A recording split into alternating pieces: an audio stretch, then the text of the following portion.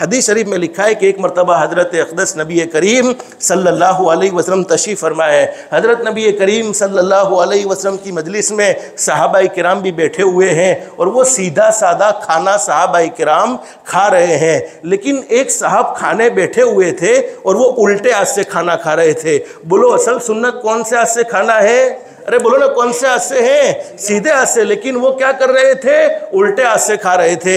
हजरत नबी करीम सल्लल्लाहु अलैहि वसल्लम ने फरमाया, अल्लाह के बंदे, अल्लाह की नेमतें खा रहे हो, सीधे हाथ से खाओ, इसलिए कि सीधे हाथ से खाना ये मेरा तरीका, ये मेरी सुन्नत है। और जिसने मेरी सुन्नत से मोहब्बत की उसने मुझसे मोहब्बत की, और जिसने मुझसे मोहब्बत की वो जन्नत में मेरा साथी होगा। कितनी ज़बरदस्त खुशखबरी हमारे नबी ने सुना दी। उसके बावजूद हदीस शरीफ में लिखा है कि जो आदमी खाने बैठे हुए थे ना, उनके दिल में घमंड था, बड़ाई थी, तकब्बुर था, अकड़ थी। सोचने लगा कि सबके सामने नबी की बात को मान ली तो मैं छोटा हो जाऊंगा, जलील हो जाऊंगा। जैसे आज भी बहुत से लोग सोचते हैं ना, किसी बड़े ने किसी छोटे को इस्लाह के लिए कोई बात कह दी, अब वो सोचता है कि सबके सामने इसकी बात को मान लिया तो क्या हो जाएगा, नाक कट जाएगी। तो मेरे प्यारों, इतनी लंबी नाक करते ही क्यों कि कटनी पड़े? इतनी लंबी नाक करने की जरूरत ही क्या पड़े कि काटने की जरूरत आ जाए। अब उसके दिल में घमंड था, सोच लिया कि सबके सामने नबी की बात को मान लिया तो छोटा हो जाऊंगा, जलील हो जाऊंगा। बोलो नबी की बात को मानने में इज्जत थी या जिल्लत थी?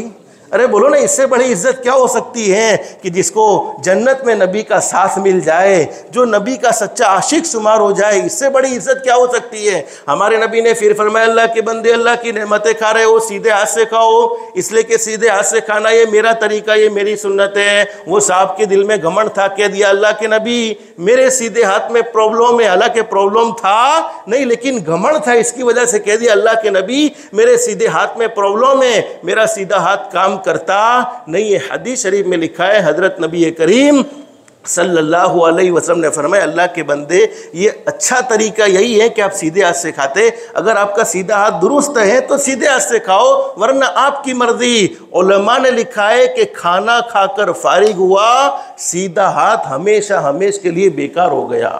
फिर जिंदगी में कभी भी उस हाथ को हरकत देना चाहा, बोलो हाथ हरकत करता नहीं था। बहुत से इलाज करवाना चाहा, लेकिन वो इलाज हो सके नहीं, सिर्फ घमंड की वजह से हजरत नबी करीम सल्लल्लाहु अलैहि वसल्लम की एक सुन्नत को ठुकरा दिया। एक सही बात को तस्लीम करने पर उसने यूं समझा कि मैं छोटा हो जाऊंगा, मैं जलील हो जाऊंगा।